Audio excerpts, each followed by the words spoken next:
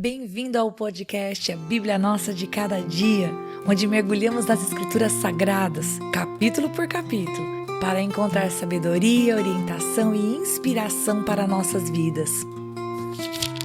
Juntos exploraremos as histórias, os ensinamentos e os temas profundos da Bíblia, descobrindo como a palavra de Deus pode nos transformar e nos ajudar a viver uma vida plena e significativa. Prepare-se para uma jornada de fé, conhecimento e crescimento espiritual.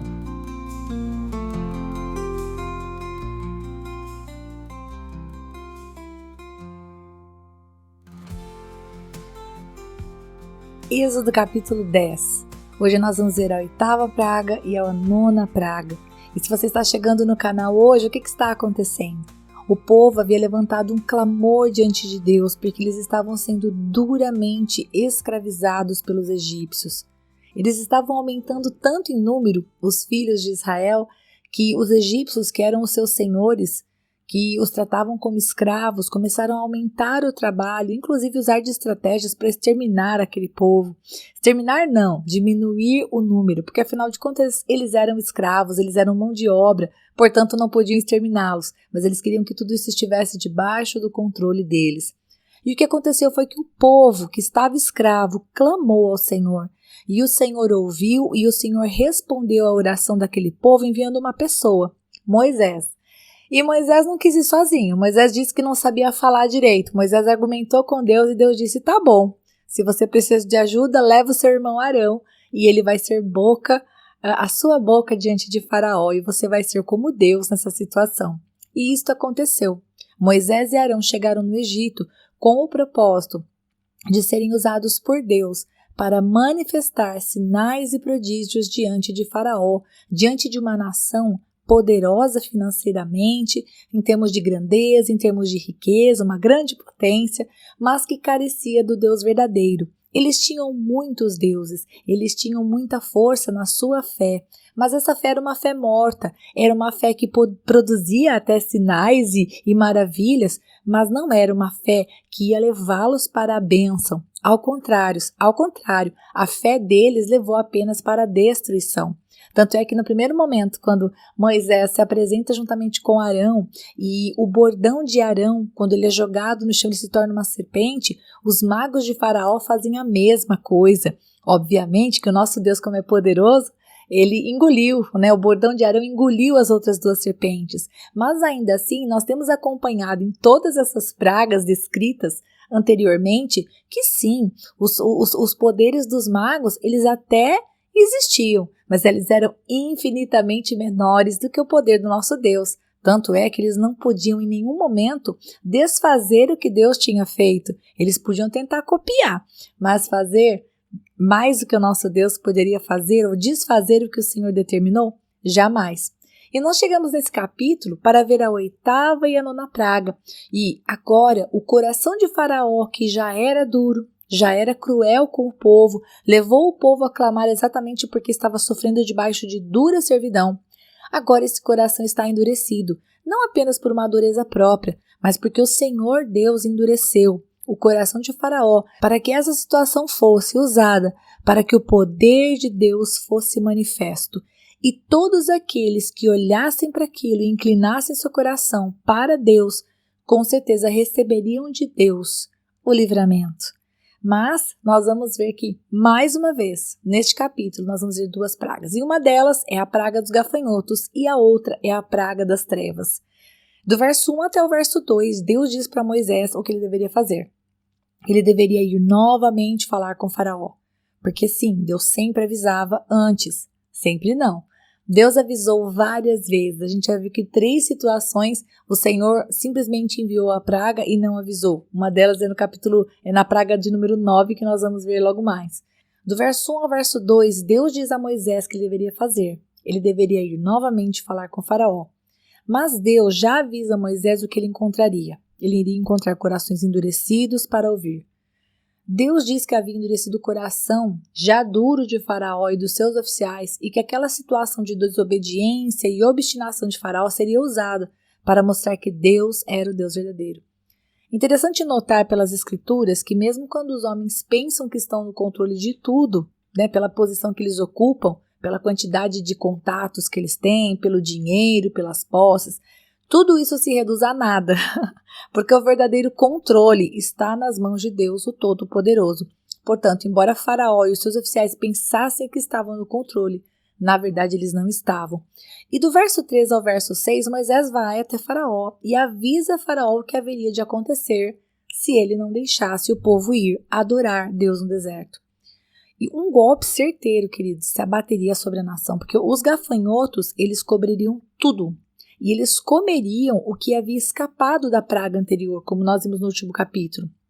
Deus mostraria o seu poder sobre os deuses de Faraó, tirando deles absolutamente tudo. Porque uma das coisas que eu mencionei nos podcasts anteriores é isso. Essas pragas, elas não foram aleatórias. Cada uma das pragas que o Senhor enviou sobre a terra do Egito estava destronando, estava tirando o trono e a autoridade de um Deus daquela terra. O Nilo, que era feito, ele era visto como fértil, um símbolo da fertilidade, ou mesmo a praga de rãs, ou mesmo a praga de moscas. Eu estava lendo aqui numa das minhas bíblias de estudo, cada praga está relacionada a um Deus. Poderia até colocar para vocês aqui nos comentários, se vocês quiserem, essa relação, essa tabela com a relação. Se alguém quiser isso, escreve nos comentários que eu coloco, então e deixo fixado no comentário principal. Mas continuando, no verso 7 nós vemos que os oficiais, apesar de terem seus corações endurecidos, como diz lá no versículo 1, eles conseguem enxergar que o melhor a fazer seria deixar os hebreus irem. Por quê? Porque aos olhos deles, o Egito estava arruinado. É isso que a gente pode ler no versículo 7.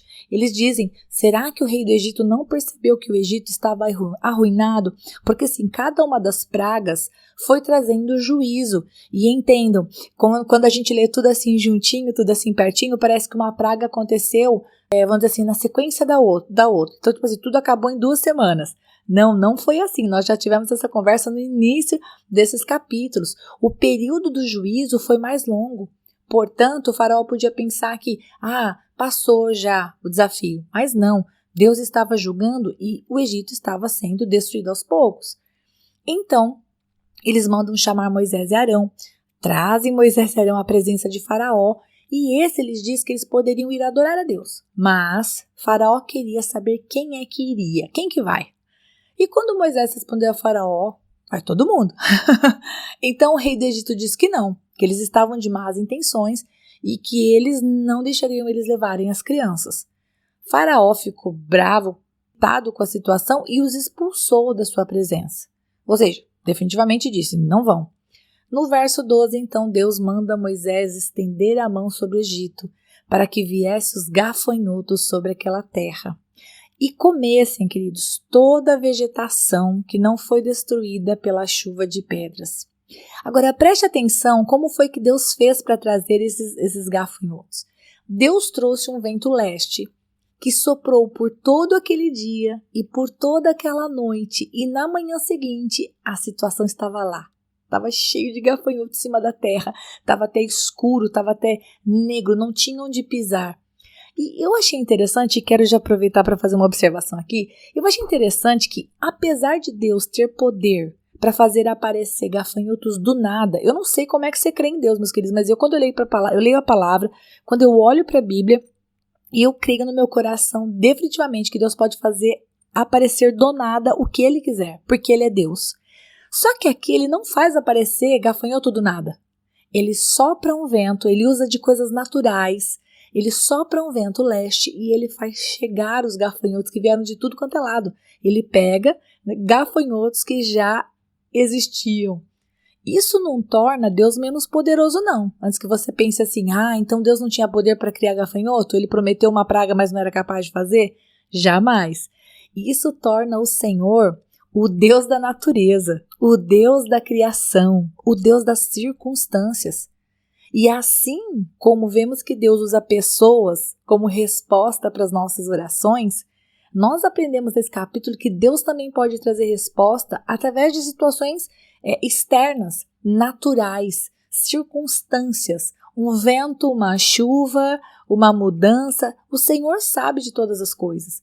E por isso, agora aplicando mesmo para nossas vidas, quando alguma coisa nos impede de fazer algo, alguma circunstância, uma chuva, um mar mais agitado, um atraso no voo, eu vou falar para você, aprenda a dizer assim: Senhor, obrigado, o Senhor está no controle, aquilo que eu não entendo, o Senhor entende, o Senhor me traz livramento.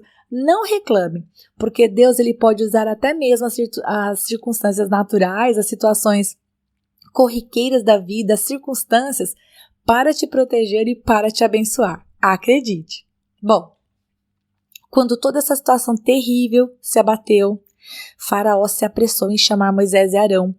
E nós vamos ver no versículo 16 que ele admite ter pecado contra Deus. Ele pede que o seu pecado seja perdoado e que eles orem ao Senhor para que essa praga fosse retirada.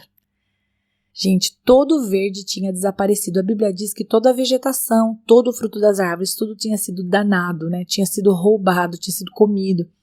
Moisés ora, sim, Moisés ora a Deus e Deus soprou um vento oeste. Do mesmo jeito que Deus soprou um vento leste e trouxe, Deus soprou um vento leste e os gafanhotos foram levados.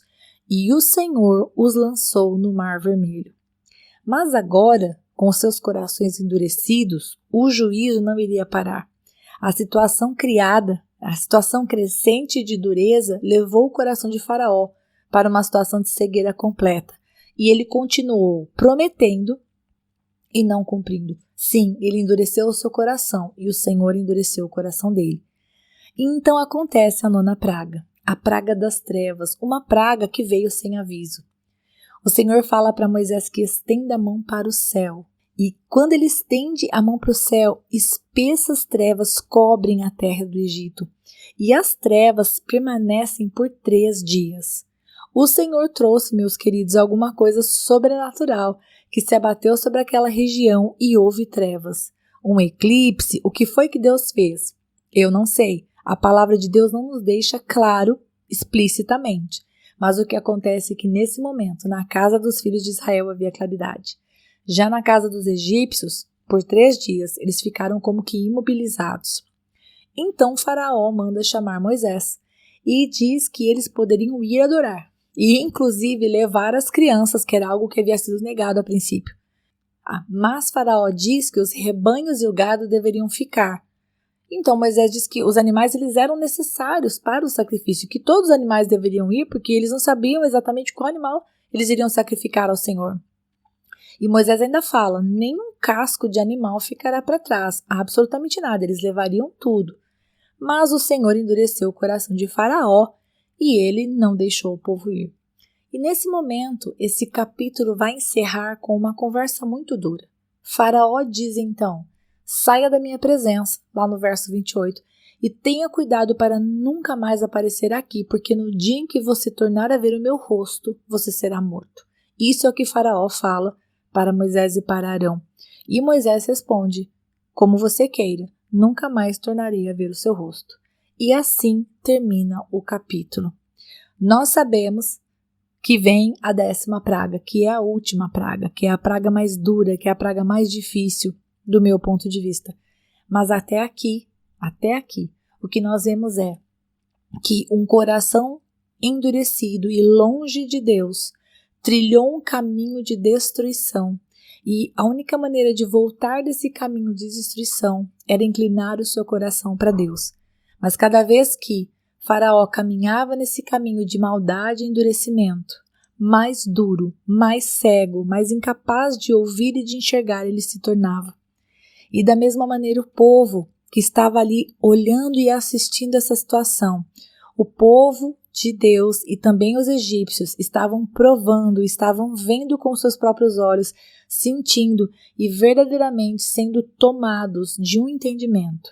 Aquele que inclinasse os seus ouvidos para a palavra do Senhor veria de que não havia um Deus como o Deus do povo de Israel, o Deus verdadeiro, que é o seu Deus. E eu penso que você pode terminar esse episódio muito feliz, porque o Deus Todo-Poderoso que controla as circunstâncias, que conhece corações e que te ama e que cuida de você, ele é conhecido pelo nome de Pai. e você pode chamá-lo de pai, e você pode se aproximar dele sabendo que o amor dele por você é fruto de uma aliança que ele escolheu se empenhar em fazer e se empenhar em cumprir, porque eu e você, nós nunca poderíamos ser chamados filhos de Deus se o próprio Deus não tivesse entregado o seu maior sacrifício, o seu filho primogênito para morrer por mim e por você. E nós estamos nos aproximando da história da Páscoa. No capítulo 12, nós temos o capítulo 11, que vamos meditar amanhã, e depois o 12. E aí nós estaremos falando sobre Páscoa, a origem da Páscoa, como tudo começou. E vai ser maravilhoso estudar sobre a Páscoa com você. Deus te abençoe. Até o próximo episódio, se Deus quiser.